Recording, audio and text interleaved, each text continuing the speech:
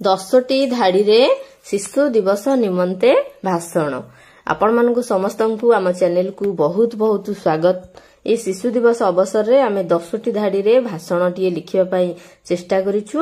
आपण बहुत माने बेसी पढिबा को आपन को पडिबोनी, अल्प टिके थरे सुनी देले भी आपण ई भाषण टी विद्यालय रे देई परिबे।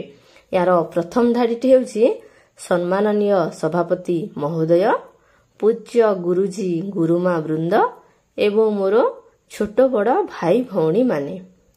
द्वितीय धाड़ी बा द्वितीय पॉइंट हेउची आजिर एही दिन रे मते किछि कहिबार सुजोग मिलिथिबारु मु निजको धन्य मने करूछि। बहुत सहज देखंदु, आपण न घोषिले भी मन रखि परिबे। आज हेउछि नवेम्बर मास 14 तारिख अर्थात जवाहरलाल नेहरूंको जन्म दिवस। 4 नंबर पॉइंट, एही दिवसटिकु शिशु दिवस रूपे पालन करी आसुअछे। 4 नंबर गला। एबे आसीबो 5 नंबर। से शिशु मानंकु बहुत भल पाउथिले। 5 नंबर गला। या पर 6 नंबर देखंतु, एही दिन विद्यालय रे विभिन्न सांस्कृतिक कार्यक्रम होई थाए। 7 नंबर पॉइंट, आगरु भारत रे शिशु दिवस नवेम्बर मास 20 तारिख रे पालन हेउथिला।